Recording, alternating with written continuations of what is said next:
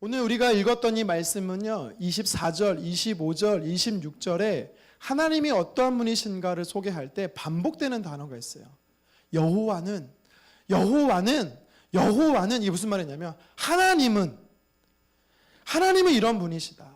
하나님은 이런 사람이 아니죠. 하나님은 이런 분이시다. 계속해서 3번이나 강조하고 있습니다. 24절, 25절, 26절 하반절에 보니까 원하며 또 원하시는 분. 합쳐보면 무슨 말이에요? 하나님은 원하신다. 또 하나님은 원하신다. 그래서 오늘 제목이 하나님은 원하신다입니다. 여러분 이걸 기억해 놓으세요. 제가 오늘 설교 마지막에 하나님은 원하신다 이 주체를 설명드릴 겁니다. 오늘 반복해서 원하시는 게 하나님이 말씀하시는 게 원하신다라는 겁니다. 그럼 무엇을 원하실까? 자, 오늘 성경 말씀을 우리 다시 한번 좀 자막에 24절을 좀 보여주시겠습니까? 우리 같이 한번 상반절 말씀을 우리 24절 전체 한번 읽겠습니다. 시작. 여호와는 내게 복을 주시고 너를 지키시기를 원하며. 자, 상반절에 여호와는 내게 복을 주시기 원한다라는 겁니다. 그러니까 축복의 복을 주시는 대상이 바로 하나님이신 거죠. 여기서 원한다라는 단어는 시제가 미완료라고 그래요. 이게 무슨 말이냐면 과거에도 원했고 지금까지 원하고 있다라는 겁니다. 이 이야기를 추론할 수 있는 게 뭐냐면 앞으로도 원할 것이다라는 강한 의지가 내포되어 있는 단어입니다. 하나님이 복을 저와 여러분에게 있어서 과거에도 주셨고 지금도 주고 계시고 앞으로도 주기 원하시는 것이 바로 하나님의 뜻이다라는 것이죠. 2019년 새해를 시작하면서 새해 복 많이 받으세요라고 말했을 때 이 복이 세상에서 말하는 그 의식주의 문제를 뛰어넘어서 정말 하나님이 새해 벽두에서 저와 여러분들에게 우리 영혼오른의 모든 성도님들에게 주시고자 하시는 복이 진짜 무엇인지 오늘 말씀을 통해 깨달았으면 좋겠습니다. 먼저는요, 이 하나님이요 복을 주시는데 그냥 주지 않습니다. 우리가 읽었던 22절과 23절에 보니까 아론과 그의 아들들에게 복을 빌라라고 말씀하세요. 그냥 이스라엘 백성들을 향해서 복을 주겠다가 아니라 아론에게, 모세도 아니에요. 지도자 모세도 아니고 제사장이라고 말하는 또 대제사장이었던 아론과 그의 아들들, 제사장인 아들들인 그들에게 복을 빌라라고 대상을 허락합니다. 여러분 이것은 어떤 의미일까요? 그래서 오늘 성경에 보면은 여러분 가지고 계신 여러분들의 이 손 성경을 보시면 22절에 보면 그 윗부분에 파란색으로 뭐라고 써 있죠? 제사장의 축복이라고 써 있어요. 그러니까 하나님께서요 아론과 그의 아들들에게 광야를 시작하는 이스라엘 백성들에게 광야에 있는 내내 축복하라는 그런 뜻입니다. 그러면 이걸 우리가 어떻게 해석할 수 있을까? 신약적인 표현으로 오늘을 살아가는 이 시대는 여러분 제사장이 누구죠? 제사장이 누구죠? 저 아닌데요. 제가 이렇게 했다고 전가요? 네.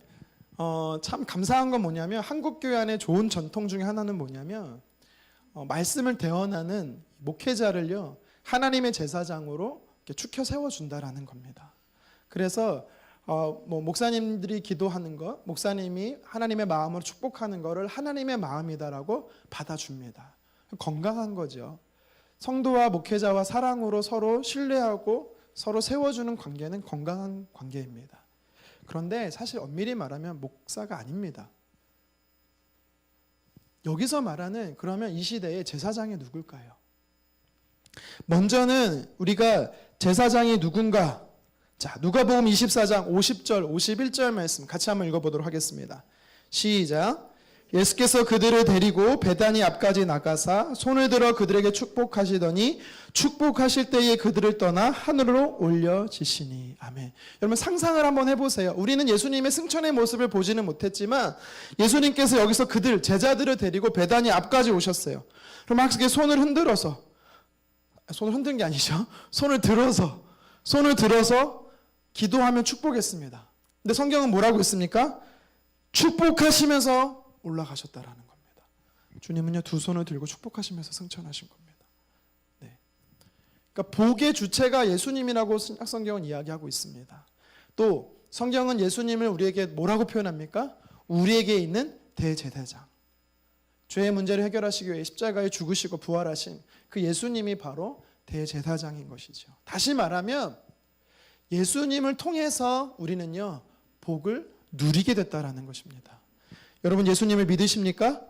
예수님이 나의 죄의 문제를 지고 십자가에 죽으실 뿐만 아니라 부활하셨음을 믿습니까? 그렇다면 여러분들은요 모두가 다 하나님이 오늘 약속하신 복을 누릴 수 있는 자격을 얻게 되었다라는 것입니다. 또 한 가지, 예수님이요 제사장이세요. 대제사장이세요. 조금 비유하자면 아론이 대제사장이면 아론의 아들들까지도요 복을 빌 수 있는 자격이 주어졌습니다. 대제사장이신 예수님이 저와 여러분들에게 있습니다. 그분을 통해서 우리는요 하나님의 복을 누릴 수가 있어요. 그런데 하나님이 우리에게 어떤 직분을 주셨냐면 화목하게 하는 직분을 주셨습니다. 고린도후서 5장 18절에 보니까 화목하게 하는 직분. 이 화목이 뭐예요?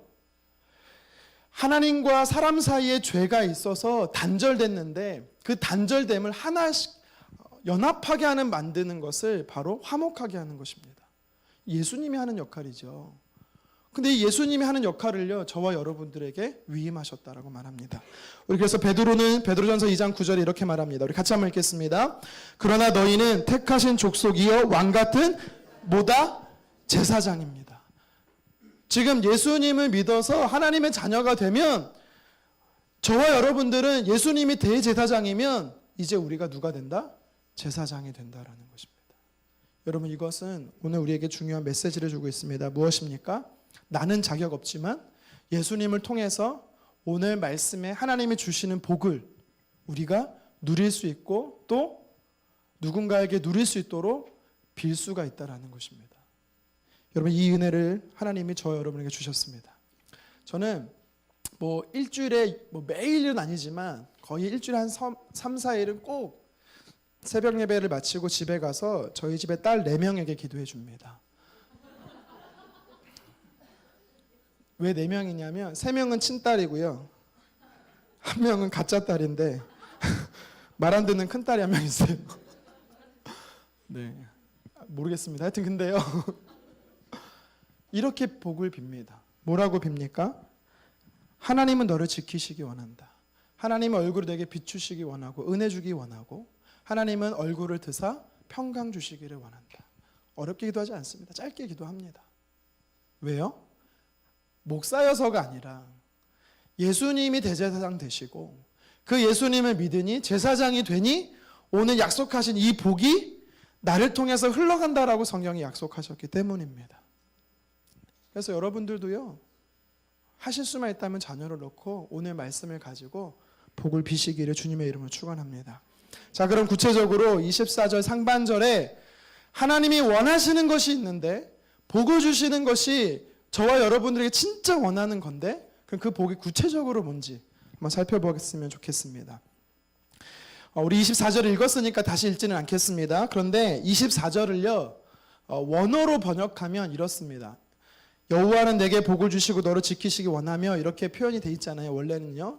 근데 원어를 직역하면 하나님이 내게 복을 주시기 원한다. 즉 너를 지키시기 원한다. 무슨 뜻인지 이해됐습니까? 하나님이 너에게 복을 주기 원하는데 그 복이 뭐냐? 첫 번째가 지키시기 원한다라는 것입니다. 하나님이 오늘을 살아가는 저와 여러분들에게 2019년도 새해를 살아가는 저희들에게 정말로 주기 원하는 첫 번째 복이 뭐냐? 지키시기 원한다라는 것입니다. 여기서 지키시기 원한다라는 여기서 지키신다라는 단어가요 사마르라는 단어입니다. 사마르. 이게 원어로 어떤 뜻이 있냐면 울타리를 친다는 거예요. 울타리를 친다. 딱 울타리를. 그냥 울타리가 아니고 가시 울타리를 친다라는 겁니다. 그러니까 짐승들이 왔을 때 공격했을 때 그 가시 때문에 도망가는 거예요. 적의 침입을 완전히 막는다는 의미가 바로 지킨다라는 뜻입니다. 악한 세력으로부터 보호할 뿐만 아니라 가난과 재앙과 각종 질병과 전쟁에서 하나님께서요 지키신다라는 것입니다. 지금 민수기를 우리가 읽었습니다. 이 민수기가 하나님이 언제 주신 말씀이냐? 시점이 되게 중요한데요. 이스라엘 백성들이 시내에서 율법을 받습니다.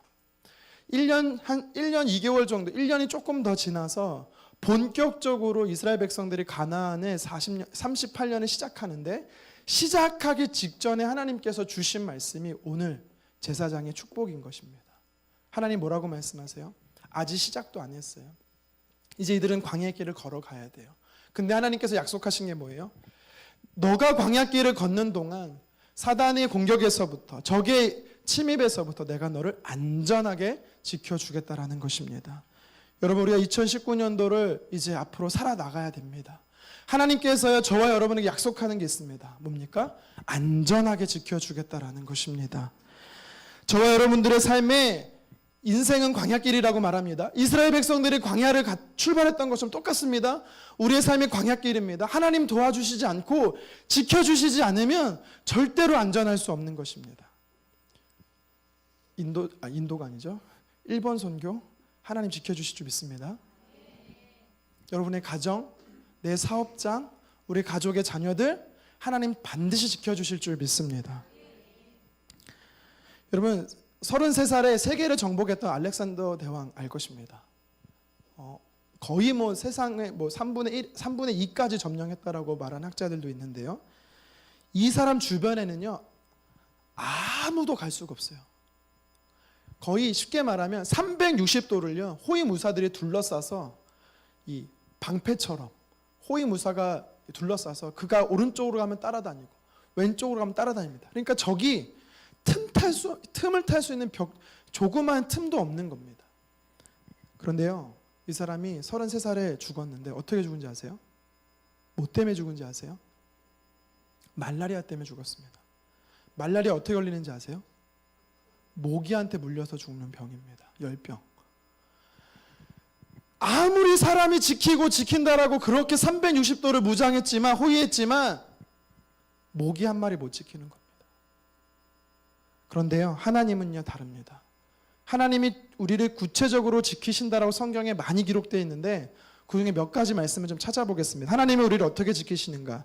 시편 121편 4절입니다. 우리 같이 읽겠습니다. 이스라엘을 지키시는 이는 졸지도 아니하시고 주무시도 아니하시리로다. 아멘. 졸지도 않는다, 주무시지도 않는다라는 것은요 중단하지 않는다라는 겁니다. 잠깐 쉬지도 않는다라는 겁니다. 하나님은요 단 한순간도 단 한 시점도 쉬지 않고 멈추지 않고 계속해서 지키신다라는 겁니다. 여러분 이 시간에 이스라엘의 이름에 여러분들 이름을 넣고 저의 이름을 넣지 말고 여러분의 이름을 넣고 다시 한번 읽어보겠습니다. 시작. 우강이를 지키시는 이는 졸지도 아니하시고 주무시지도 아니하시리로다. 아멘. 하나님이 새해를 시작하는 여러분들에게 주시는 복 바로 지키심인데 그 지키심은 구체적으로 중단 없이 새해 첫날부터 새해 마지막 송구 영신 예배를 드리는 그 순간까지 하나님이 안전하게 지켜주신다라는 것입니다. 또 시편 121편 7절에 하나님이 어떻게 지키십니까? 같이 읽겠습니다. 여호와께서 너를 지켜 모든 환난을 면하게 하시며 또 내 영혼을 지키시리라. 아멘. 환난을 면케하신대요. 환난을 면케하신다. 여러분 이 환난을 면케한다는 건 두 가지 의미가 있습니다. 뭐냐면 내가 걸어가고 있는데 환난이 보여. 나는 그게 환난인지 몰라. 근데 하나님께서 어떻게 한다? 나를 움직여서 환난을 피해가게 하신다는 뜻이 있습니다. 또 한 가지 뜻이 있습니다. 나는 가만히 있습니다. 나는 가만히 있는데 환난이 다가옵니다. 근데 하나님이 그 환난을 피해가게 한다는 겁니다. 이게 하나님이 지키실 때 이렇게 두 가지로 지키신다는 겁니다. 영상 하나를 잠깐 볼 건데요. 2분도 안 되는 영상을 볼 건데 여러분 심신이 약한 사람 보지 마세요. 결론부터 말씀드리면 다 살아요. 죽지 않습니다. 미리 말씀드렸습니다. 자, 영상 잠깐 보겠습니다. 보신 분도 있을 거예요. 그냥 보세요.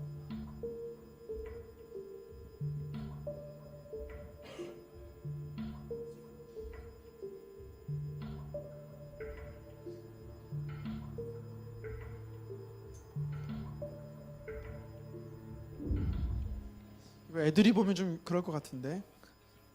자, 1세 이하는 보지 마세요.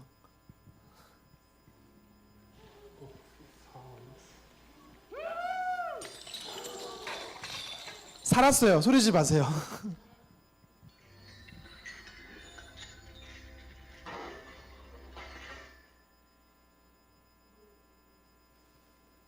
낙하산이 있었어요. 미친 사람이죠.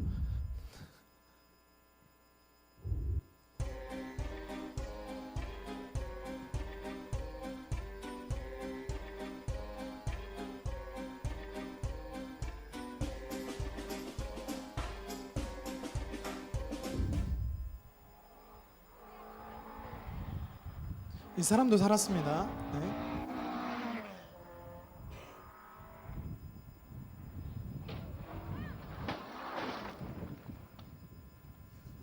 사진 찍은 정신이 좀 네. 그때서 알았어요. 아, 내 이러면 안 되는구나. 우리 한 장면만 더 보도록 하겠습니다. 아, 끝인가요? 더 있나요?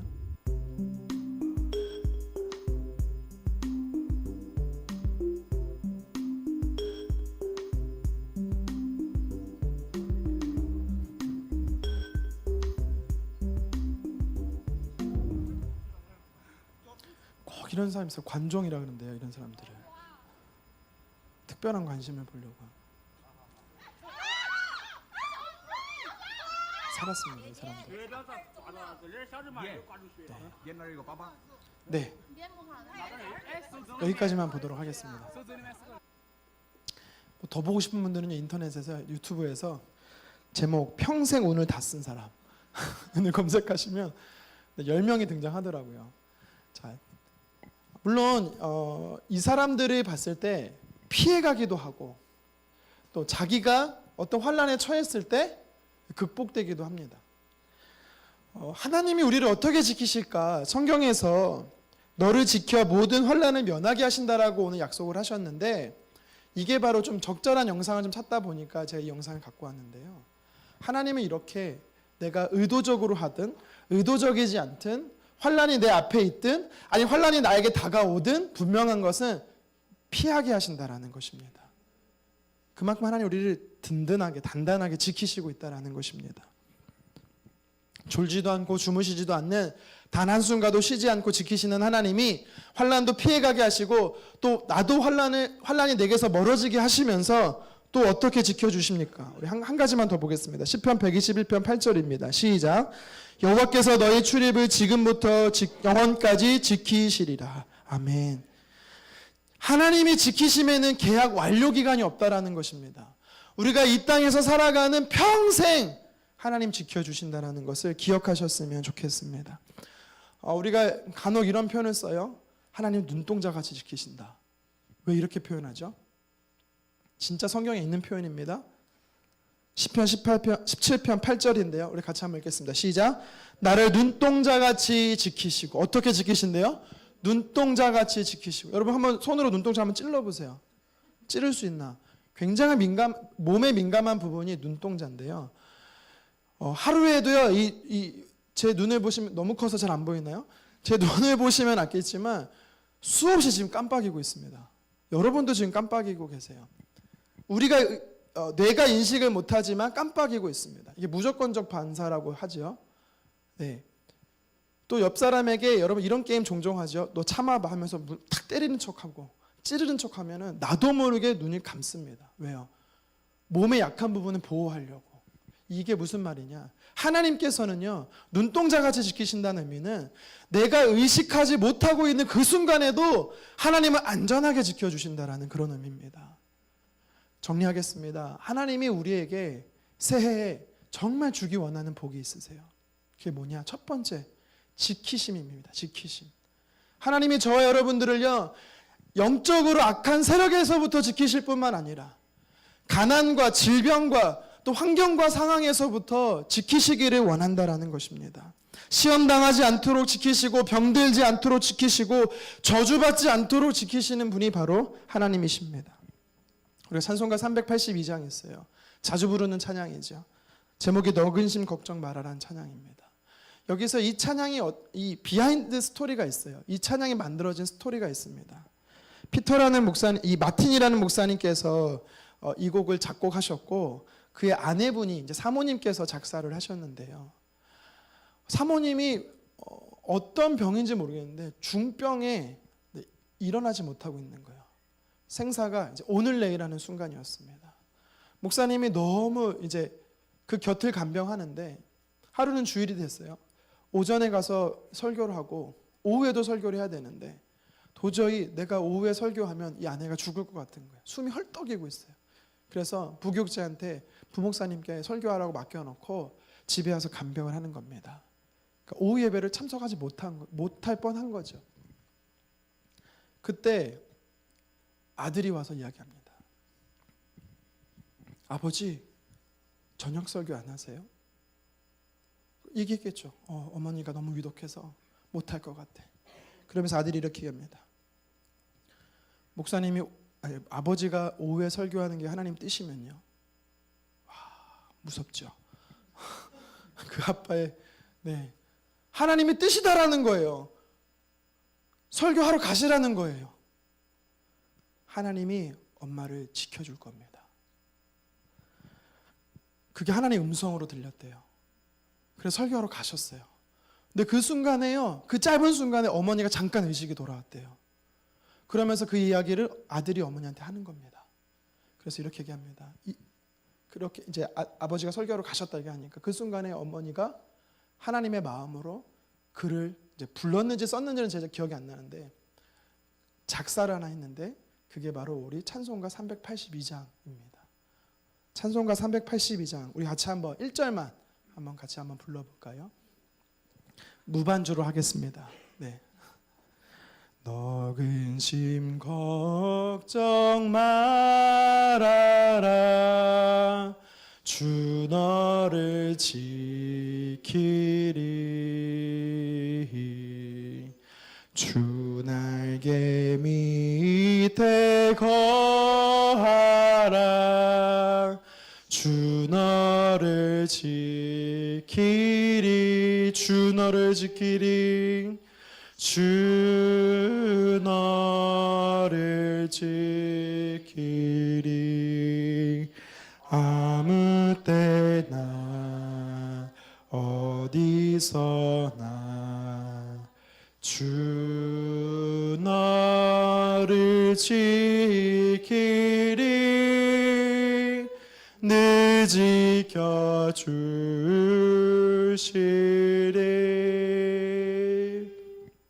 그 순간 의식이 잠깐 돌아온 순간 그 사모님의 고백인 겁니다. 하나님 나를 지키시고 설교하는 목사님을 지키시고 그리고 우리 가정을 지키신다. 2절은 이럽니다. 어려워 낙심될 때에 하나님 지키신다. 위험한 일을 당할 때에 하나님 너 지키신다. 너 쓸 거 미리 아시고 너 지키신다. 구하는 것을 주시며 지키신다. 어려운 시험 당해도 지키시고 하나님 품에 안아주시며 너를 지키신다. 하나님이 저와 여러분들을 지켜주실 줄 믿습니다. 우리는 넘어집니다. 연약해서 넘어져요. 또 의심하고 쓰러져요. 그런데 하나님께서는요 그냥 지키시지 않고 실족하지 않게 지켜주신다라고 말합니다. 왜요?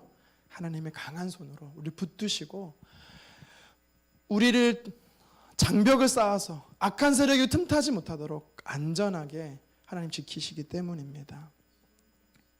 하나님만이 안전한 우리가 믿을 수 있는 울타리 되심을 고백하기를 원합니다. 지키심이라는 것은요 우리가 2019년도 새해를 시작하면서 마음 가운데 새겨야 되는 것입니다. 우리의 가정, 자녀, 배우자, 부모님들, 형제 자매들, 이웃들, 믿음의 공동체 하나님 반드시 지켜주실 줄 믿습니다. 여러분 저는 안 두려울 것처럼 보일까요? 저도 굉장히 의심 많고 두려움이 많은 사람입니다. 쥐 한 마리 제 손으로 못 잡아요. 바퀴는 죽인 적이 있네요. 네. 제가 너무 두려워서 전구 잘 못 갈아요. 두려워서 쓰레기 분리수거 잘 못해요. 제 아내가 다 해요. 그래서 저는 말씀과 기도로만. 갑자기 분위기가 이상해졌네. 죄송합니다. 제가 2019년도를 시작하면서 하나님 앞에 참 두려움이 많습니다. 무겁습니다. 어깨가 무겁습니다. 근데 오늘 말씀을 묵상하면서요 하나님 앞에 내 마음을 드리기를 원합니다. 하나님 지키시기 원한다. 하나님 이 공동체 지키시기 원한다. 하나님 우리 가정 지키시기 원한다. 이게 하나님의 원하심이고 약속이에요. 계속해서 말씀을 보겠습니다. 하나님이 우리에게 진짜 원하시는 주고자 하시는 복의 두 번째가 뭔가? 자, 우리 본문 25절 같이 한번 읽어보도록 하겠습니다. 시작. 여호와는 그의 얼굴을 내게 비추사 은혜 베푸시기를 원하며. 이것도요 히브리 말로 직역을 해야 좀 의미가 와요. 사실 이게 원어로 보면 한글로 보면 좀 어려운데 무슨 말이냐면 하나님은 얼굴을 내게 비춘다. 즉 은혜를 베푸신다라는 뜻입니다. 다시 말해서 얼굴을 비추는 것이 은혜를 베푸는 거다라는 것이 동의어입니다. 하나님께서요 우리에게 은혜를 주십니다. 이 은혜 베푸시는 것이 바로 복이라는 것입니다. 여기서 말하는 은혜가 뭘까요? 은혜. 여기서 말하는 은혜는요 원어로 보면 하난이라는 단어입니다. 하난. 이 하난이라는 단어가 어떤 의미가 있냐면 불쌍히 여긴다, 자비를 베푼다, 동정을 베푼다라는 뜻입니다. 무슨 말이냐면 하나님이 은혜를 베푸신단 말은 여러분 시점상 이 하나님이 모세를 통해서 아론과 제사장에게 축복하는 그 시점이 언제라고 했어요? 광야의 길을 시작하기 전에 시내산 그 광야에서입니다. 근데 하나님이 뭐라고 말씀하냐면 내가 너희에게 두 번째 복을 줄 건데 그 두 번째 복이 뭐냐면 자비와 동정과 용서야 라고 이야기합니다. 이게 무슨 의미로 다가오십니까? 이스라엘 백성들이요 광야길을 어떻게 살았죠? 이스라엘 백성들이 광야길을 어떻게 걸어갔죠? 늘 기뻐하며 늘 순종하며 늘 찬양하며 이렇게 걸어왔습니까? 툭하면 모세를 향해서 원망합니다. 네가 뭔데 우리를 광야로 이끌어갔고 애굽에서 살았으면 맛있는 거 먹고 좋은 곳에서 살지 않겠느냐. 원망과 시기와 분쟁과 다툼 매일매일 그렇게 싸워요. 그거면 돼요? 아니요. 하나님을 하나님으로 예배하지 않고 광야의 신들을 자기 신으로 받아들이기 시작합니다. 우상 숭배하는 것이죠. 이들의 광야의 삶이 바로 그거였습니다. 근데 하나님이 뭐라고 말씀하세요? 내가 너에게 복을 주기 원하는데 그 복이 무엇이냐? 용서하는 복이다라는 것입니다.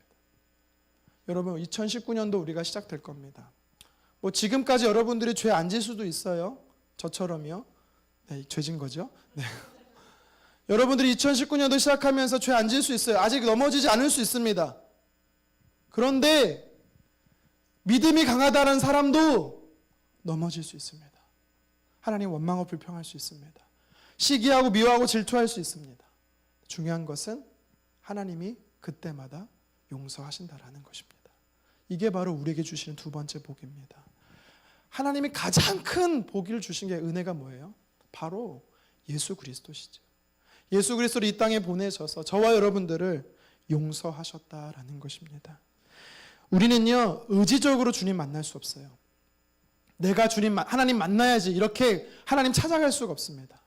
예수님이 직접 찾아오셔서 하나님과 나 사이에 죄의 그 허물을 무너뜨리심으로 우리가 하나님을 만날 수 있게, 아니 하나님이 우리를 찾아오실 수 있게 된 것입니다. 이게 바로 용서지요. 이게 바로 은혜입니다. 이게 얼굴을 비추시는 것입니다. 아마 행복의 노란 손수건이라는 책을 여러분 읽어보신 분도 있을 겁니다.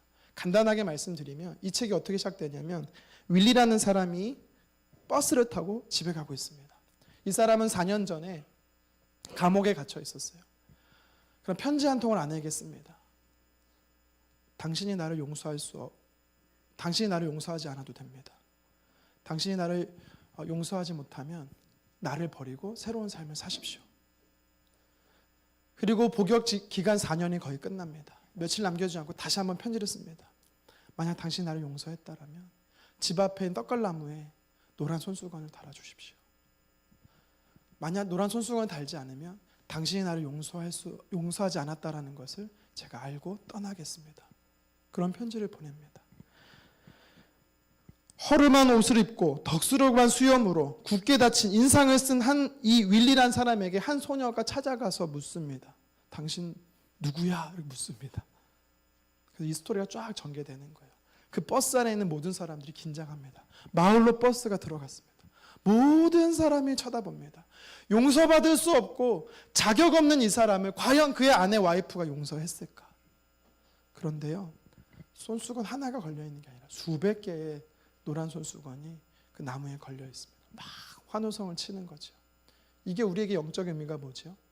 용서받을 수 없는 자격 없는 우리를 예수님께서 용서하신다라는 것입니다. 오늘 하나님께서는 우리에게 주신 두 번째 복이 있습니다. 그게 무슨 복입니까? 용서받을 수 없는 우리를 용서하신다라는, 용서합니다.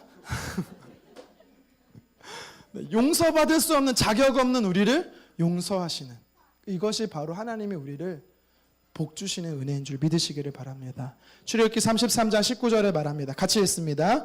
여호와께서 이르시되 내가 내 모든 선한 것을 내 앞으로 지나가게 하고 여호와의 이름을 내 앞에 선포하리라. 나는 은혜 베풀 자에게 은혜를 베풀고 긍휼히 여길 자에게 긍휼을 베푸느니라. 아멘. 긍휼을 베풀 하나님의 열심, 은혜 받을 수 없는 자이지만 은혜 받을 수 있는 자가 되는 그 은혜, 이게 바로 하나님의 복인 것이죠. 시편 103편 8절에도 말합니다.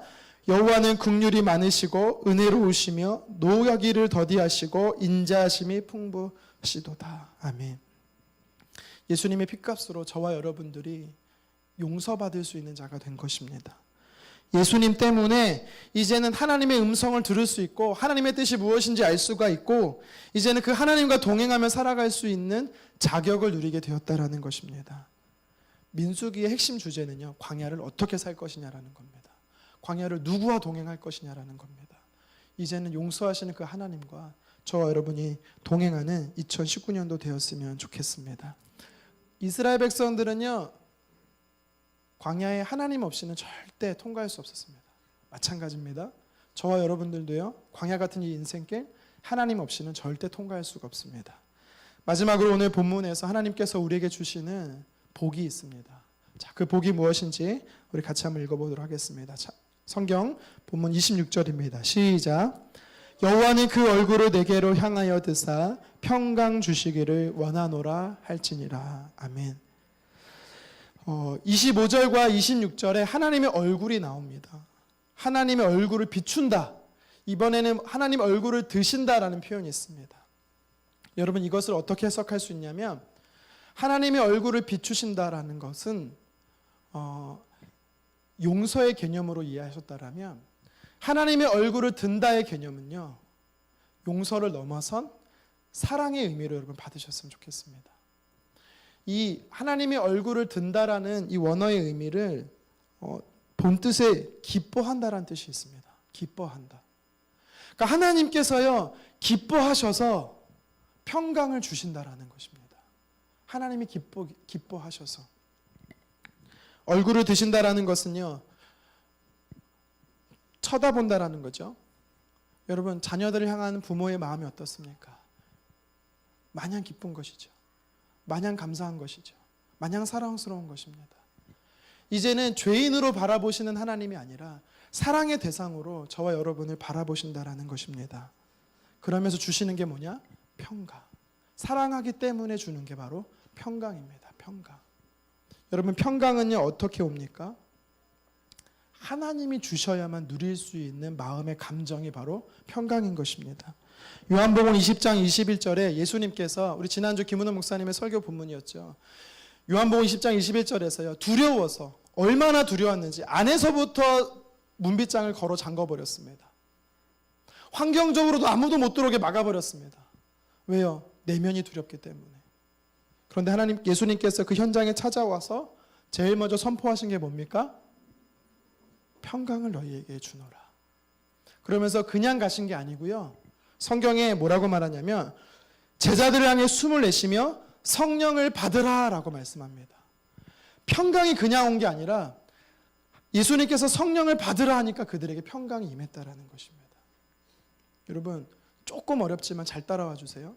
하나님께서요, 세 번째 주신 복이 뭐예요? 평강. 하나님의 얼굴을 드사. 얼굴을 든다는 게 무슨 뜻이라고 그랬어요? 기뻐한다, 사랑한다라는 뜻이었습니다. 이것은 뭐냐?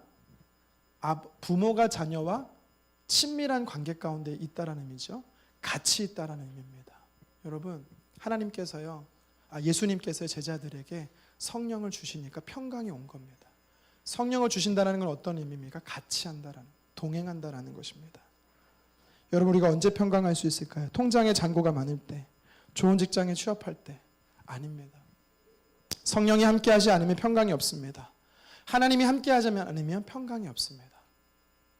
여러분의 평강을 빼앗는 사람, 여러분의 평강을 빼앗는 환경, 상황이 무엇입니까? 결국에는요, 하나님과 멀어지게 되면 평강이 사라지는 겁니다. 그 문제 때문에 평강이 사라지는 게 아니고 그 문제로 인해서 하나님과 관계가 멀어지기 때문에 평강이 사라지는 것입니다.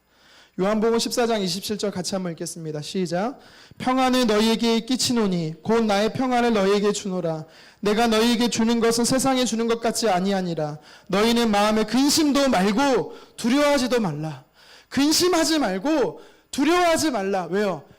주님이 우리와 지금 함께 계시기 때문에, 평안을 주시는 주체가 하나님이시기 때문에 환경과 상황이 우리의 평안을 빼앗아가는 게 아니고, 주님이 멀어지니까 평안이 사라지는 것입니다. 불안하십니까? 걱정되는 일이 있습니까? 안 풀려서 고민되는 것이 있습니까? 그것 때문에 하나님과 멀어지는 관계 가운데 있습니까? 아니요. 사랑하는 딸아, 사랑하는 아들아, 내가 너에게 복 주기를 원한다. 내가 할 건데 반드시 내가 원하는 게 있는데 평강이야. 내가 너 절대 안 떠나. 여러분, 아까 제가 여호와는 원하신다, 여호와는 원하신다, 여호와는 원하신다 3번을 강조했습니다. 첫 번째, 지키시는 하나님 복을 주셨습니다. 여러분, 이거는요, 오늘날 신학적 표현은 성부 하나님의 열심입니다.